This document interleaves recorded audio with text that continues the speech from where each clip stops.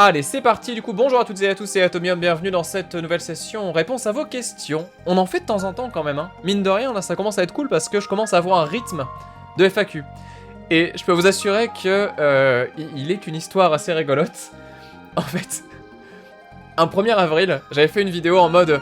Allez, vas-y, posez-moi vos questions dans les commentaires, j'y répondrai tout. Je n'y ai jamais répondu. Et pourtant, je me suis dit, non, faut que je le fasse. Allez, cette fois-ci, je le fais. Cette semaine, je m'en occupe. Ça a traîné pendant des heures et des heures. Non, des semaines, pardon, et des semaines. Et finalement, je ne l'ai jamais fait. Et donc, du coup, l'excuse, ça a été, oui, mais c'était un 1er avril. C'était une blague, alors qu'en fait, pas du tout. Donc, voilà. Du coup, là, on arrive à récupérer un rythme. Et j'espère que ça vous plaît. Merci Zopouille qui s'abonne à la chaîne. Et d'ailleurs, du coup, c'est moi qui vous pose une première question, et notamment, du coup, sur YouTube dans les commentaires. Est-ce que ça vous va, en fait, qu'on fasse des FAQ comme ça? Parce que je trouve ça cool de pouvoir répondre à vos questions en direct et en live, et surtout, de pouvoir le faire de temps en temps pour essayer de clarifier un petit peu tout, parce que je sais qu'il y a des gens qui vont suivre tel ou tel type de vidéo, tel ou tel type de let's play ou quoi, mais là, au moins, je sais qu'on se retrouve tous, quoi, et ça m'a l'air beaucoup plus simple. Mais après, bon, peut-être que vous le voyez pas de cet œil-là, et donc, n'hésitez pas si jamais. Merci Poulpy the Poulpe qui s'abonne à la chaîne également. Merci beaucoup, c'est sympatoche, exactement comme dit Mangekyo. Donc voilà, n'hésitez pas. Et du coup, pour commencer ça, je tiens à faire un mea culpa, un vrai mea culpa, et à clarifier une chose qui me semble essentielle. J'en ai parlé vite fait en live, et je crois vite fait dans une VOD, mais jamais officiellement, donc voilà, là on pose les choses. Il y a eu un petit drama sur la chaîne, et on va l'éclaircir tout de suite. Un titre très mal choisi, désolé. C'était donc pour Days Gone, où j'avais mis le nanar du jeu vidéo, ou un nanar du jeu vidéo. Et en fait, je ne savais pas que le mot nanar pouvait être pris de façon aussi péjorative. Et donc il y a plein de gens qui sont vraiment révoltés en mode mais qu'est-ce que tu insultes ce jeu? Enfin voilà, c'est vrai que c'est pas mon style d'insulter les jeux, et je pense que vous le savez. Et ni de leur manquer de respect, quoi. Après évidemment on peut rigoler. Enfin voilà, ça arrive à tout le monde de rigoler sur un jeu qui a une situation un peu cocasse et machin, etc. Mais c'est jamais méchamment. Et en fait j'avais mis ce titre là, le nanar du jeu vidéo, parce que vraiment on avait donc une VOD qui n'était que un ensemble de cinématiques où vraiment il y avait des choses qui étaient très drôles parce que ça tombait vraiment à côté, ça se voulait très sérieux et ça marchait pas, notamment à cause de la VF. Et c'était la 3e vidéo d'un ensemble de VOD qui sont sortis, qui était donc du coup la découverte de Days Gone, où on a eu l'occasion de montrer plein de fois que ce jeu avait aussi de très bons côtés. Mais si on voyait que la 3e, on pouvait se dire qu'effectivement c'était un peu la VOD d'un gros connard. Et ce titre-là, en fait, il y a même des gens qui m'ont dit putain mais c'est putaclic de ouf et tout, alors que vraiment je le percevais pas comme ça. Et pour une raison toute bête, c'est que pour moi nanar c'était vraiment une caractéristique et pas du tout une critique négative, quoi. C'était pas dire ah c'est de la merde. Et en fait quand j'en ai parlé à un pote, il m'a dit mais t'es malade, nanar c'est vraiment c'est le fin fond du trou, quoi, pour beaucoup de gens. Et je m'en étais pas rendu compte, et je le savais pas. Donc du coup bon oups, ça arrive. Mais du coup désolé pour les gens qui ont été un peu embêtés par ça, parce que c'était pas du tout le but. Et enfin je pense que si vous suivez la chaîne depuis un petit moment, vous devez savoir que c'était pas trop dans mon intention de faire un truc un peu vénère, putaclic, machin, etc. Parce que oui, on essaye d'avoir des titres un peu cool, mais après, je suis très nul pour les titres. Je vais pas vous mentir, j'ai quand même rarement l'inspiration. Et c'est vrai que du coup, je mets un peu ce qui me passe par la tête, mais voilà, je creuse pas le sujet de ouf non plus, quoi. Et d'ailleurs, juste une dernière chose là-dessus, et après je passe vraiment à vos questions. Il y a des personnes qui commentaient en disant mais de toute façon voilà, c'est la honte, la loose de faire des titres comme ça, putaclic, machin, etc. Maintenant j'aimerais quand même vous dire à ces gens qui pensent ça, faites une chaîne YouTube et posez-vous la question une seule seconde de comment vous titrez vos vidéos. Vous allez voir que c'est très compliqué. Et surtout vous allez voir un autre truc, c'est que en fait j'ai pas envie de mettre par exemple dans Days Gone un mec qui marche au milieu des zombies, quoi. C'est un titre qui a aucun sens, et c'est très dur de trouver un bon titre. Alors des fois t'essayes d'avoir un truc un peu punchline, par exemple pour Katana Zero c'était du coup successeur de Hotline Miami, parce que dans la VOD on identifiait effectivement un squelette de jeu qui correspondait vraiment à Hotline Miami, avec la partie narrative, le moment un peu gunfight, après bam, la musique qui s'éteint, tac, tu redescends jusqu'à la zone de départ, tu pars, tu rentres chez toi, etc. Il y avait une structure commune en fait. Mais c'est vrai qu'après, des fois ça peut être un peu mal perçu, et c'est compliqué de trouver le juste milieu, mais c'est jamais avec de mauvaises intentions, vraiment, enfin je vous assure, c'est jamais dans ce sens-là. Donc voilà, du coup c'était le petit débrief par rapport à tout ça. Et donc, ce qu'on nous dit, un nanar c'est assumé normalement. Bah non, justement, le vrai nanar c'est pas du tout assumé. Le vrai nanar c'est quelqu'un qui a voulu faire quelque chose de très sérieux et qui tombe tellement à côté que ça en devient drôle en fait. Et c'est vrai que du coup, quand tu veux faire du nanar, t'es déjà plus dans le nanar en fait, parce que le vrai nanar c'est malgré lui. mais c'était pas, encore une fois, c'était pas dit méchamment, quoi. C'était vraiment en mode à la cool parce qu'on a bien rigolé, quoi. Donc c'est vrai que j'avais pas du tout perçu que ça pouvait être très tendu vis-à-vis du jeu, parce qu'effectivement on était dans le cadre d'un jeu moyen plus, et il y a du coup des gens qui l'aiment beaucoup et des gens qui l'aiment pas du tout. Et donc cette bataille-là, en fait, on est tombé en plein milieu et ça a été un peu compliqué. Je me suis pris des balles dans tous les sens. Enfin bref, c'était un peu terrible. Voilà, bref, tout ça pour vous dire que je suis désolé si ça a saoulé. C'était pas le but, bien évidemment. L'art,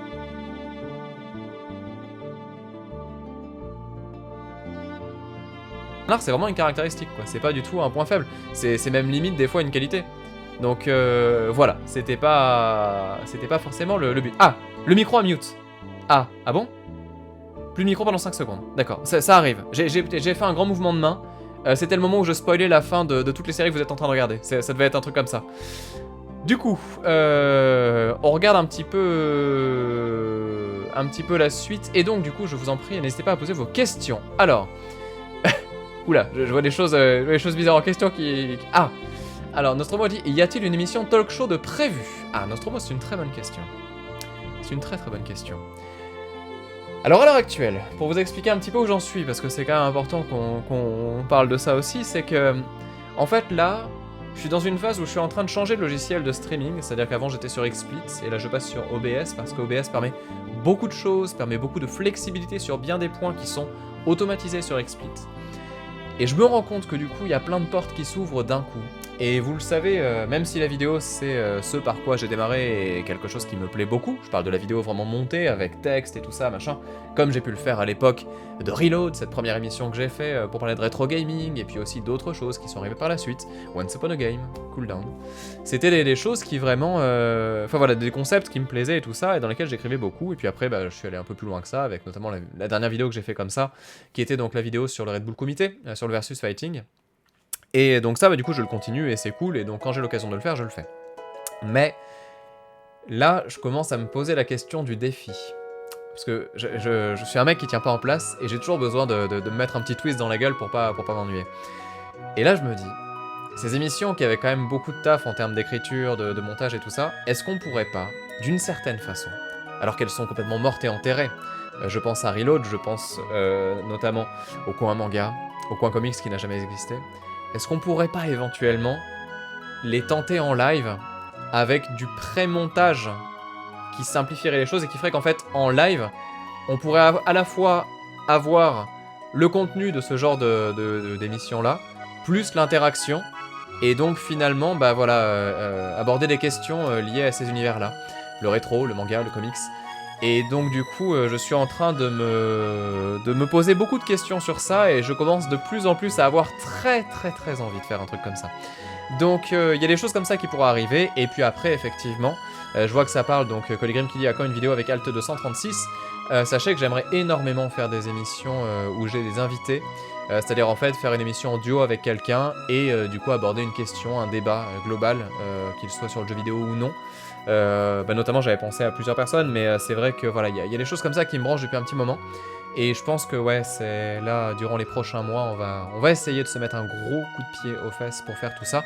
Alors bien sûr, par contre, qu'on soit clair, si on prend l'exemple du coin manga, ça n'aura jamais la qualité du coin manga d'avant, d'accord? Parce que c'était tout écrit, en 10 minutes vous aviez un condensé de l'histoire du manga, de si c'était cool ou pas, machin et tout ça. Là, ça sera des émissions qui vont peut-être durer 20-30 minutes, donc ça sera beaucoup plus étalé, mais par contre beaucoup plus naturel, et surtout on pourra beaucoup plus aller dans l'analyse et dans l'interaction. Et donc je pense qu'après aussi ce qui sera cool, c'est que moi je vous donnerai éventuellement mon avis et ma version des choses, mais grâce au chat, on aura aussi peut-être quelque chose de plus complet. J'ai quelques sujets en tête, si je vous dis ça, c'est parce que je sais très bien de quoi on va parler dans la première émission, et je sais qu'il y aura débat. Donc ça pourra être aussi un peu riche de ce truc-là. Donc à essayer, on verra.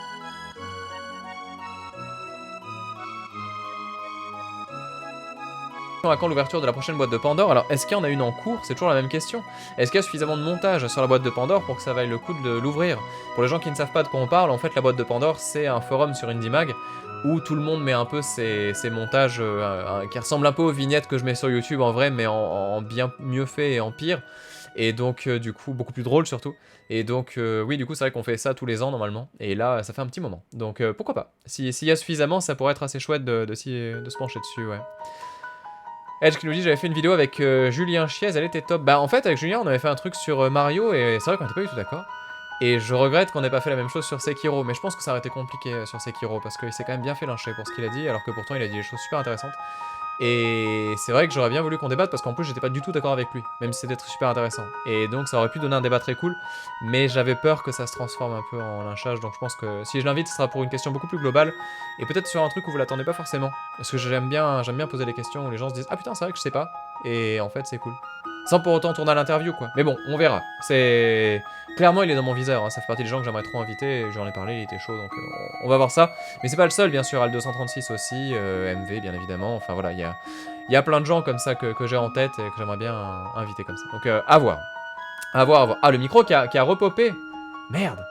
Mais pourquoi? Qu'est-ce qui se passe? Pourquoi ce micro est plante? Zut, ça a enlevé beaucoup ou pas? Je suis désolé si ça coupe, j'espère que c'est le live et que c'est pas la VOD quoi. Je vais essayer d'être très attentif et voir s'il y a des plantages de mon côté. Désolé. Floyd qui demande donc si je vais refaire du speedrun sur Sekiro, question très importante dans l'actualité de la chaîne en plus. Alors, la réponse officielle c'est non. La réponse officielle c'est non. Pourquoi? Parce qu'en fait... Oui, JB Show bien sûr, dans les personnes invitées aussi évidemment. Parce qu'en fait, Sekiro, ça me prend trop de temps. Et même si j'adore le faire, et même si j'adore partager ça avec vous, et ben mine de rien, ça me gêne de passer autant de temps sur un jeu qu'on voit en boucle, parce que je suis un mec de la découverte, je suis un gars qui aime bien voilà, se faire surprendre par du créatif, par éventuellement des directions artistiques, des scénarios, des idées de gameplay, des trucs comme ça, et faire vraiment ce côté expérimental du jeu vidéo, ça m'habite de ouf. Et c'est vrai que du coup tourner en rond sur juste devenir meilleur à un jeu, ça devient long là. Et donc même si j'ai adoré le faire et j'ai adoré ce défi de faire le jeu en 1 heure et tout ça, là les speedruns honnêtement ça bouge beaucoup en ce moment, je sais pas si vous suivez un petit peu mais les runs elles ressemblent plus à grand chose avec tous les glitches qui ont été trouvés tout ça.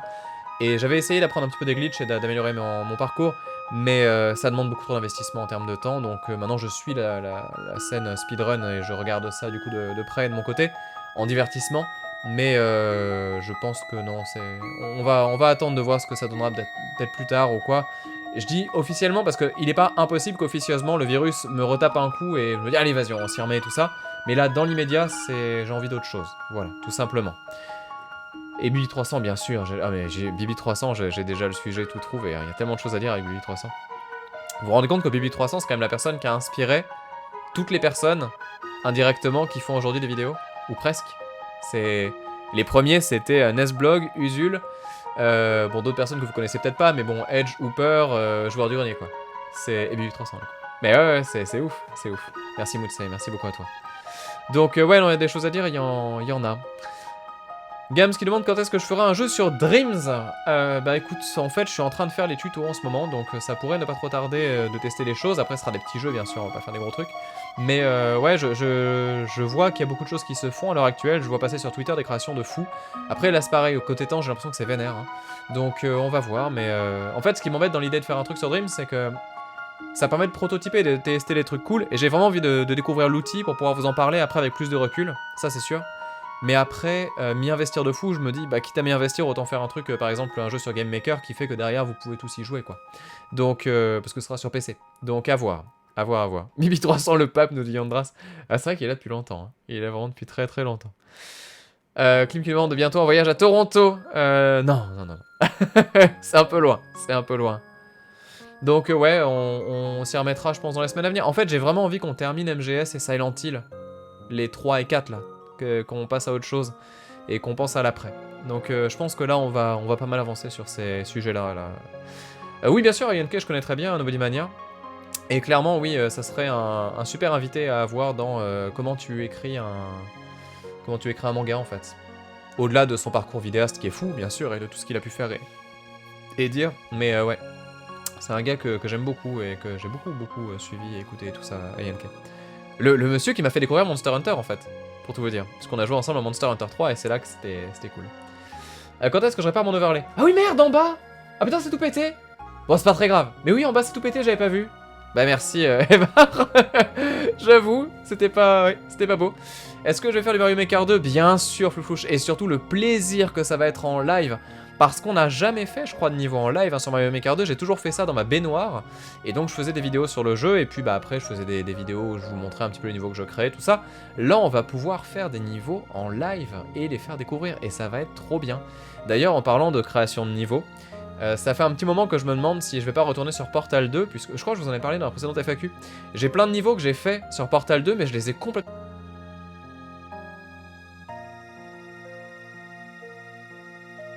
L'amnésie vidéoludique sera du coup un grand renfort cette fois-ci, puisqu'on pourra redécouvrir les choses que j'avais fait et rager un peu si c'était de la merde en fait. Donc pourquoi pas, ça pourrait être assez... Ah, ça a recoupé pour vous. Alors moi je vous confirme que ça a pas coupé pour moi par contre. Bon au cas où ça ait coupé, je disais... Putain je suis désolé pour les coupures son, je revérifierai la VOD.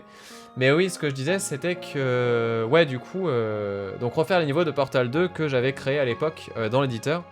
Et voir un petit peu si c'était bien ou pas quoi. Donc ouais, pourquoi pas. Pourquoi pas. Pimax dit, penses-tu faire le jeu Ghost in the Shell PS1 comme tu l'avais dit pendant le live démo PS1? Pimax a bonne mémoire. La réponse est un grand oui. La réponse est un... Je regarde le son, ça m'inquiète. La réponse est un grand oui pour Ghost in the Shell et justement ça fera partie d'autres choses qu'on pourra faire. Ce micro est relou de ouf. Hein. Et la musique reste, vous dites? Donc ouais, donc ça doit vraiment venir de chez moi là. Alors je peux tenter un truc. Attendez, bougez pas.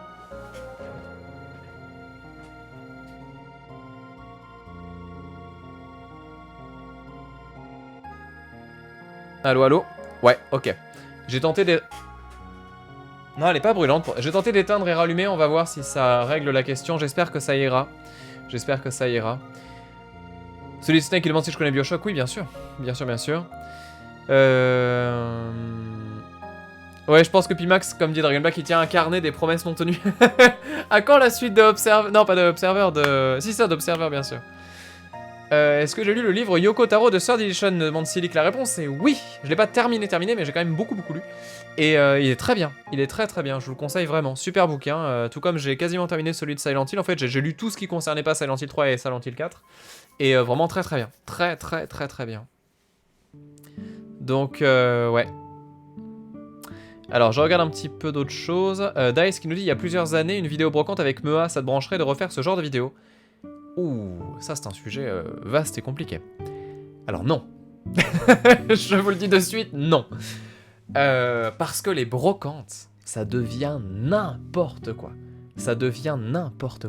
Alors, je dis, j'ai rien contre les gens qui continuent à faire ça et qui trouvent du plaisir et voilà, pour qui ça peut fonctionner et qui arrivent à faire ça bien. Mais vraiment, j'ai des proches qui font des brocantes. Et puis, moi, de temps en temps, voilà, j'ai 2-3 jeux, tout ça, je dis, bah vas-y, est-ce que tu peux vendre ça, machin, et tout ça. Et c'est ouf, mais c'est ouf, la violence des gens qui sont là pour du jeu vidéo, et qui bombardent, et qui machin, qui négocient les prix, qui essaient d'arnaquer les gens, qui machin, et tout. Et ça, c'est vraiment, ça devient foufou, parce qu'en fait... la mode du rétro gaming, en fait, elle est un peu passée. En termes de visibilité à internet, je trouve, par rapport à une époque. Elle existe encore, mais elle est moins virulente qu'il y a 2-3 ans, par exemple. Mais par contre, je trouve que vraiment, dans les brocantes, ça devient un truc de fou, quoi. C'est quadrillage de la brocante par je ne sais combien de personnes, des fois, pour les boutiques qui vont faire leur stock sur ce truc-là. Ça, c'était déjà un petit peu le cas à l'époque, mais ça l'est encore aujourd'hui, même vraiment assez vénère. Plus toutes les personnes qui ont vu des gens qui font des vlogs de brocante et qui essayent de refaire un peu ça, mais du coup en mode un peu chelou, voire vraiment très malaisant. Et du coup, c'est vrai que les gens qui vendent des jeux vidéo en brocante, je pense qu'ils en ont tellement plein le cul que je me vois mal arriver avec une caméra et refaire en mode chasse au trésor et tout ça. Et ah putain, t'as vu, je l'ai eu pour 20 centimes alors que le truc il coûte 200 balles sur eBay, tu vois. Enfin, ça me fait moins rire honnêtement et ça me plaît moins en ce moment. Donc c'est pas un truc qui me mange trop. Et du coup, le truc que je trouve très cool par contre, moment promo, le Hard Looter de Benzaï, je trouve ça très stylé. Parce que du coup, eux, pour le coup, ils vont dans des boutiques japonaises. Alors je pense que c'est peut-être un peu compliqué pour les japonais de voir des gens qui se filment et tout ça, et ça, bon, je sais pas comment ils gèrent, et j'espère qu'ils le gèrent bien. Parce que j'avais essayé de filmer une fois dans une boutique, et ça avait été assez compliqué. Mais du coup, anecdote de ouf là-dessus, je peux vous la raconter si vous voulez après. Enfin, vous me dites oui ou non, pour l'anecdote Japon vlog que vous n'avez jamais vu.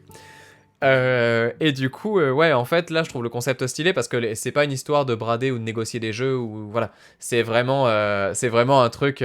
Oui, donc c'est un méga oui, ok. Et donc en fait, eux, ils montrent vraiment, genre dans les, ils essaient de trouver la petite perle rare d'un truc qu'ils aiment bien, en gros quoi. Et je trouve ça trop stylé parce qu'en plus c'est 3 potes et ils se régalent. Donc vraiment, l'émission de Benzaï, elle est super cool et j'en rate pas un épisode quoi. C'est vraiment trop bien. C'est vraiment trop bien.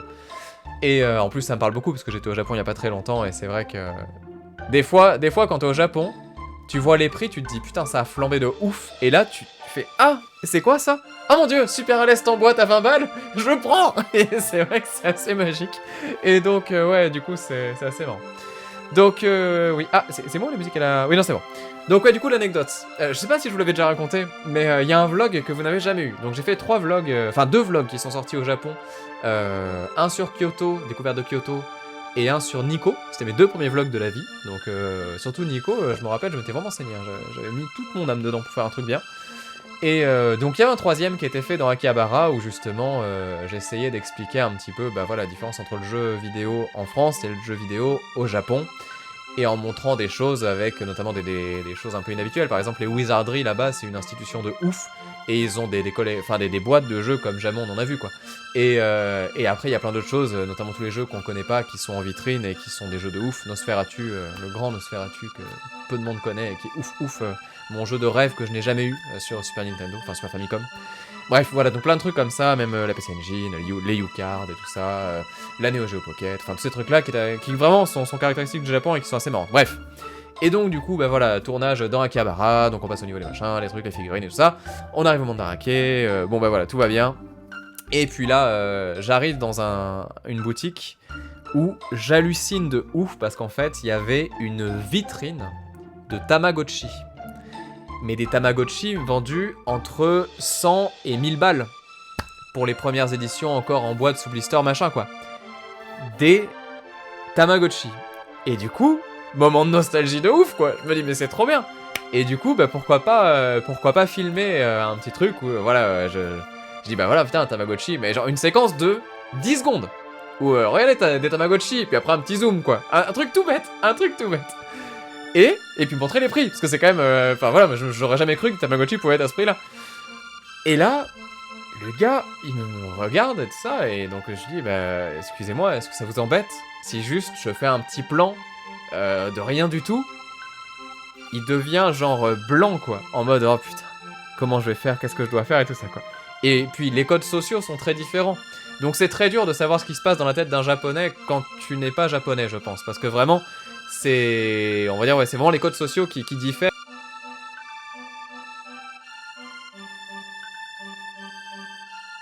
Il y a des nuances qu'on saisit pas, quoi. Et donc, du coup, je me suis dit, mince, il est en panique, quoi. Et en même temps, coupure de micro, c'est reparti, c'est la reparti. Ok, le micro a encore sauté, c'est terrible. Et micro d'autre, ok. Et donc ouais, du coup, le gars, les codes sociaux qui font qu'on se comprend pas trop, et moi, du coup, j'ai pas envie de gêner. Donc, je dis, bon bah, au pire, c'est pas grave. Et il me dit, non, vous inquiétez pas, vous savez, avec tous les gestes comme ça, genre, non, bougez pas, tout va bien, machin, et tout ça. Bon, ok, on s'excuse tous les deux pendant 6 semaines. Et après, du coup, il comprend ma demande, parce qu'il comprend un peu l'anglais, et donc, enfin, mon anglais surtout. Et donc, il comprend que je voulais juste faire un petit plan de caméra, quoi. Enfin, un plan de caméra. Et alors là, mais un truc de ma boule. Parce que t'es là, bon, imaginons, je sais pas moi, t'es aux États-Unis dans un GameStop et tu veux montrer les goodies et tout. Ça prend 3 secondes. Est-ce que je peux machin? Ouais, t'inquiète, pas de problème, file, limite, voilà, il s'en fout quoi. Mais là, ah non, là, ça rigole zéro là. Donc là, du coup, limite tout l'étage se rassemble en mode, bon, il peut ou il peut pas, tu vois. Vraiment, c'est pour un truc tout nul. Et donc, il faut bon. Il peut ou il peut pas. Donc tu sens que ça parle et tout, machin. Et puis il nous regarde et machin. Je dis, mais qu'est-ce que j'ai fait, quoi? Du coup, bon, il débrief. Ils viennent nous voir. Il nous dit, bon, mais pourquoi? Ah, alors là, du coup, je dis, bah, juste parce que c'est pour faire une vidéo pour ma chaîne YouTube, quoi. Et là, ils me font, ah, média. Ok. Donc là, ils se reconcertent, ils reparlent et tout. Après, il passe un coup de fil. Et je dis, mais pourquoi, enfin, qu'est-ce qui se passe? J'appelle mon responsable. Donc du coup, il appelle le responsable. Le responsable, il arrive, parce que du coup, bah, ça prend 3 plombes. Et le responsable, il dit, ok, machin et tout ça, ok. Alors du coup, il me fait signer un papier, genre, mais genre, surréaliste. Un papier comme quoi, machin, tout ça, donc je suis telle chaîne YouTube, mon nom, mon prénom, nombre d'abonnés, machin et tout. La totale, le média, quoi. Je dis, bon, ok, très bien. Donc je gère mon truc, tout ça, ils me demandent quand même de leur montrer, donc je leur montre sur YouTube que c'est bien moi, ma tête, machin et tout ça sur la chaîne, comme quoi c'est pas une connerie, quoi. Ok, ça passe. C'est le laisser passer à 38, mais c'est ça. Après, du coup, bon, ok, machin, très bien, bon, il passe un coup de fil, le responsable. Il appelle, en fait, le directeur, je crois, ou le service de la marque, en gros Tamagotchi, et du coup, mais pourquoi?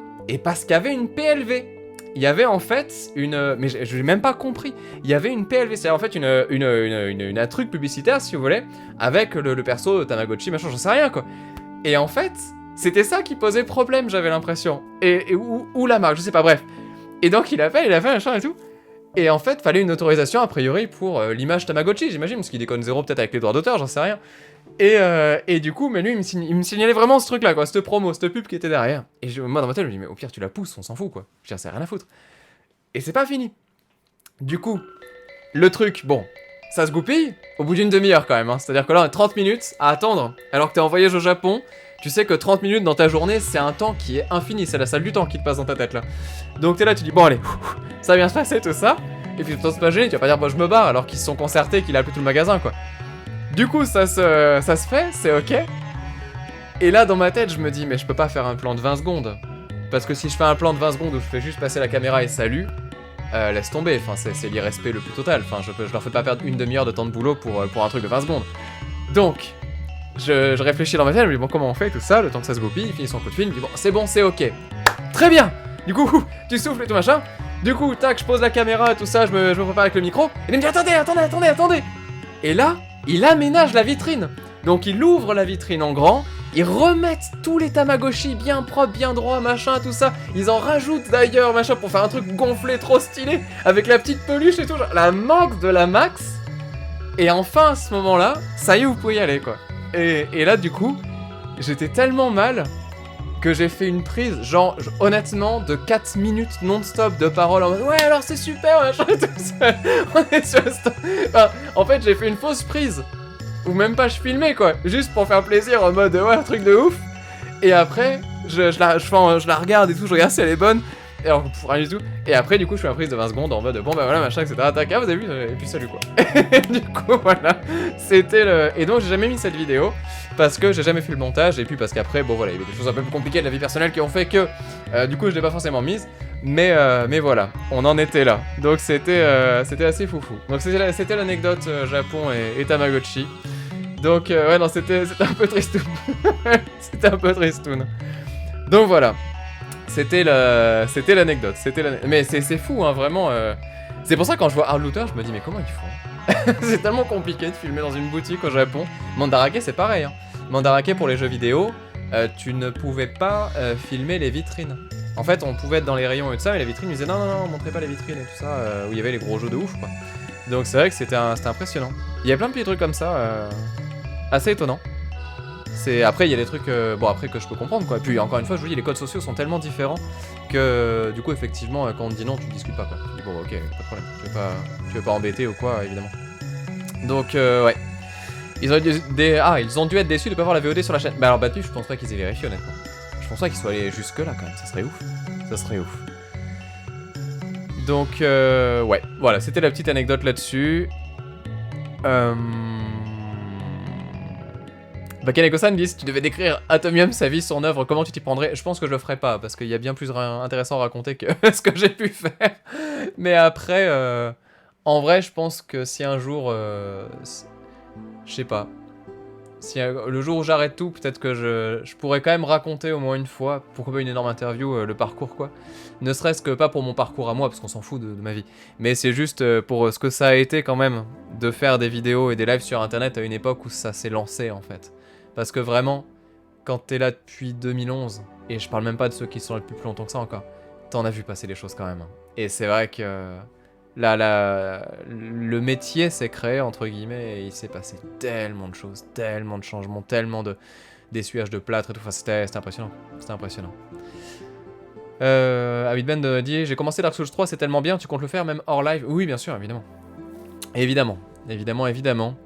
Attendez, je regarde un petit peu... Est-ce que je vais m'en mettre en jambe avec Game Maker 2? J'aimerais bien, ouais, Kaiser Yami. La Game Jam très bientôt d'ailleurs, l'annonce arrive. Hein, ça sera le week-end du, on avait dit quoi, 18-19 je crois. Mais du coup, enfin le week-end du Stunfest malheureusement. Mais oui, c'est prévu.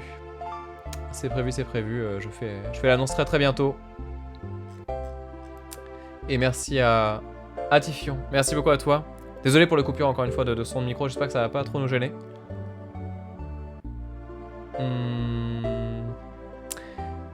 Attends, je regarde un petit peu. Klim dit, arrives-tu à vivre convenablement ton métier de streamer? Oui, clairement. Ah mais je suis vraiment trop heureux, hein. Quand je vous remercie, c'est sincère. Hein, vraiment, enfin vous imaginez pas, j'ai connu toutes les étapes hein, de YouTube et tout ça, et là on l'a vraiment... Aujourd'hui, ma vie n'a rien à voir avec celle qu'elle était il y a quelques années, et vraiment je vous en suis infiniment reconnaissant parce que c'est trop stylé. Et c'est d'ailleurs pour ça que on arrive à avoir quand même des lives de meilleure qualité et tout ça, avec, bah, comme je vous le disais, hein, tous les achats de machin, carte son, truc, micro, tout ça, enfin micro là non, mais bref, tout le setup en gros si vous voulez, et tous les trucs que j'ai dû payer, tout ça, enfin comment j'aurais pu faire si vous voulez. Et maintenant j'en suis à faire des craquages de merde, à acheter des jeux de rythme et des trucs comme ça. Donc c'est que tout va bien, vous inquiétez pas. Donc merci beaucoup. Et merci à Takikun qui s'abonne du coup, merci à toi. La cam bug, non, normalement non.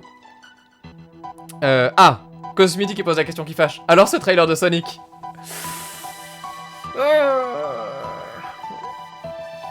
Ah ça faisait mal hein. Mais moi c'est plus Jim Carrey qui m'a fait mal que Sonic hein. Parce que retrouver Jim Carrey là-dedans, ça fait quand même bizarre. Enfin, Carrey, diront les initiés. Parce que cet homme est un acteur fabuleux, un des meilleurs, et de savoir que à son stade de carrière, il en a fait un Sonic de merde. C'est dur, hein. Franchement, c'est dur. C'est... ouais. Déjà, dans Kick-Ass, il était un peu pas ouf. Le film était bien, mais lui, il était un peu pas ouf. Et là, tu te dis, mais c'est trop dommage, parce que cet acteur, il est grandiose, quoi. C'est un de mes acteurs préférés, vraiment.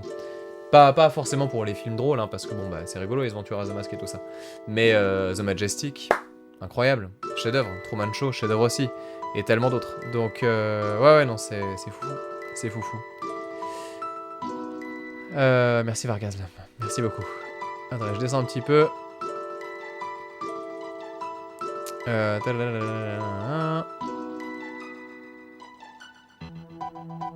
Ah, la cam drop de ouf. C'est possible qu'il y ait du drop de connexion, ouais, c'est possible. Ça arrive.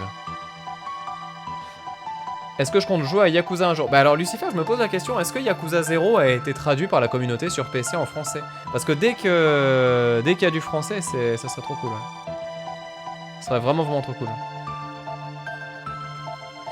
Plague Tale, alors je pense pas qu'on le fera en avance, mais je pense qu'on le fera Day One, ouais, Maldoror, c'est sûr. Juste attends, il y avait une autre question qui posait par rapport à... Attends. Je sais plus. Oui, le rework graphique de la chaîne est-il toujours prévu? La réponse est oui. C'est en cours. Et merci Truel, merci beaucoup. À quand la vidéo sur la fromagerie? Je sais pas. Je sais pas si on fera ce top 10 des fromages et tout ça.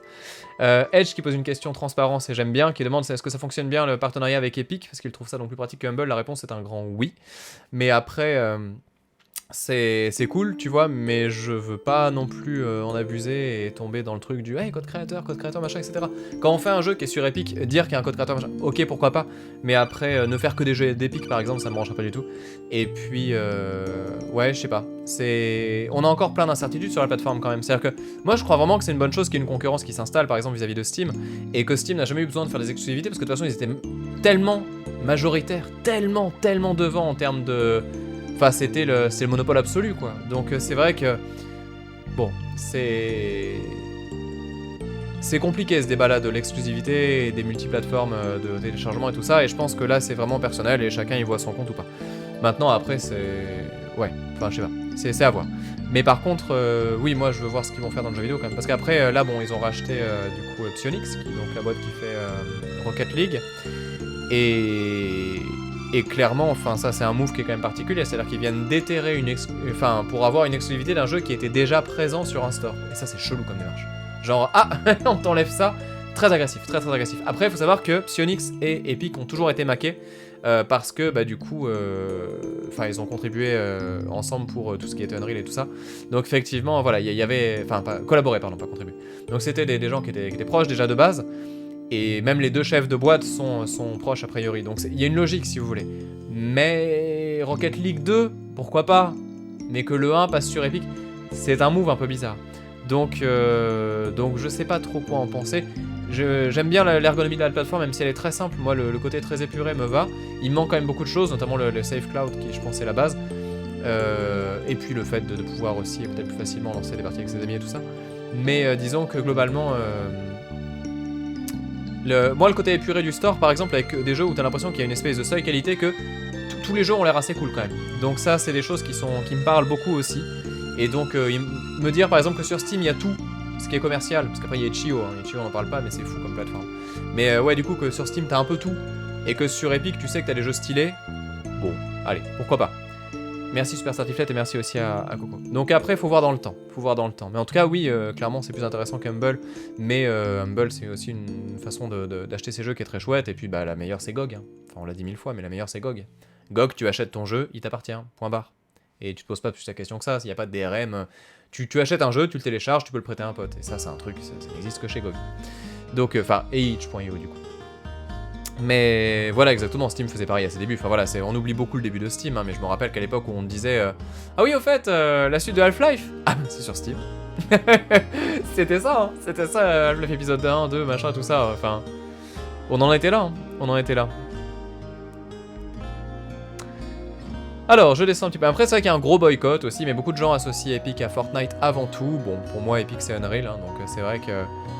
Si vous voulez boycotter Epic, vous achetez aucun jeu qui n'a été fait avec Unreal, vous allez voir que le jeu vidéo va devenir très pauvre. Mario Galaxy, Mario Odyssey, c'est Unreal. Hein. Donc ça va aller très loin ces histoires, ça va aller très très loin. Je descends. Est-ce qu'on a d'autres questions ou quoi? Mais GOG n'accepte que très peu de développeurs. Alors Yaki, c'est pas tout à fait ça. C'est que très peu de développeurs vont chez GOG. À cause de ce système de DRM justement. Parce que du coup, GOG, c'est quasiment facilement... C'est la porte ouverte à l'illégalité, quoi. C'est-à-dire qu'en fait, tu mets ton jeu sur GOG, la personne a juste à le télécharger et le mettre sur un torrent, hein, parce que du coup, le jeu, il est sans protection. Donc c'est pour ça qu'il y a beaucoup de gens qui ne veulent pas aller chez GOG, et beaucoup de studios qui sont un peu réticents. Après, bon, bah, l'histoire montre que c'est pas toujours vrai, et que le piratage, ça flingue pas autant que ce qu'on l'on pense, les ventes de jeux. Mais ouais, non, c'est... Enfin, voilà. Attends, alors il y a une question à laquelle j'ai déjà répondu. Quelle série regardes-tu en ce moment? Bah du coup je regarde beaucoup Game of Thrones et du coup là je me refais les Sherlock en ce moment. J'aime tellement Sherlock, c'est tellement bien. Et du coup en revoyant le premier, en connaissant toute la série, je me rends compte que quand même la série elle a évolué de ouf. Hein. Déjà ils étaient jeunes, Cumberbatch sont tout jeunes, ça fait trop bizarre. Et surtout même au niveau de l'écriture des personnages, tu sens quand même qu'ils ont pris leur rôle en fait au fil des saisons, beaucoup mieux. Et même les petits trucs visuels un peu gadgets qui ont été virés et tout ça, c'est assez marrant. Ça a bien bougé. Mais ouais, Sherlock, c'est trop bien. C'est trop bien. Si jamais vous les avez jamais vus et que vous aimez un peu le policier, le polar, Sherlock, c'est fantastique, vraiment. Après, il y a un truc un peu nul dans Sherlock, c'est un peu ce côté un peu mépris, quoi. Genre en mode... t'as l'impression que c'est comme Dr House, quoi. T'as un mec intelligent et que des cons qui sont là pour le mettre en valeur. Et ça, c'est un peu bizarre. Mais après, ça se calme un peu sur la suite. Mais c'est vrai que du coup, c'est un peu le truc où, aux premiers épisodes, faut s'accrocher sur le côté, genre... t'as un truc qui, toi, en tant que spectateur, c'est l'évidence de... Ah oui, mais c'est ça. Et personne le relève, tu vois. Et genre, après, c'est lui qui le trouve, et tu fais, ah ouais, putain, c'est un génie. Et en fait, tu te dis, non, mais c'est juste que tout le monde est con. Hein. Ça, c'est un peu bizarre. Merci, Massimus, merci beaucoup. Donc, ouais. Oui, sur Netflix, Sherlock. C'est sur Netflix. Et c'est très très chouette. Bon, allez, sur ce, il est 21h30. Je suggère qu'on passe à la suite. Du coup, on fait la fin de cette VOD FAQ. J'espère que ça vous a plu de voir ça sur YouTube, en tout cas. D'avoir ce petit moment questions-réponses, n'hésitez pas à me dire si vous voulez en avoir davantage, parce que du coup, moi j'en fais bien une fois toutes les 2 semaines en vrai, hein, si on pouvait, ça serait cool. On parle toujours de choses différentes en plus, et c'est toujours intéressant parce que ça me permet aussi de vous parler un petit peu de l'actualité de la chaîne et des choix qui sont faits, de pourquoi tel jeu, pourquoi tel machin aussi, ça arrive, donc voilà, les trucs de Days Gone et tout. C'est quand même cool de pouvoir débrief aussi, quoi, parce que c'est vrai que le plus perturbant, hein, c'est si on devait parler un jour de ah et c'est quoi être vidéaste sur YouTube et caster en comment dire sur Twitch. Bah, le plus perturbant, c'est que sur YouTube, tu n'as aucun droit de réponse, quoi. Tu sors une vidéo, si t'es pas là au moment de la sortie pour, entre guillemets, damage control s'il y a un problème, tu regardes 3 heures après sa sortie, tu te fais éclater dans les commentaires, et tu ne peux rien faire parce que tu sais que personne ne verra ta réponse dans tous les gens qui y sont passés et qui ont déjà vu la vidéo. Et donc t'as l'impression que tu n'as pas le droit à l'erreur en fait. Et c'est super perturbant. Et c'est pour ça que du coup ce moment-là, je me dis bah voilà, c'est le moment d'éclaircir les choses et de crever les abcès s'il y en a quoi. Ça me semble beaucoup plus sain et bon, cool, nécessaire je dirais même. Mais bon, vous me direz. Allez, on fait la petite pause et je vais lancer du coup les jeux qu'on va attaquer ce soir. J'arrive, à toutes.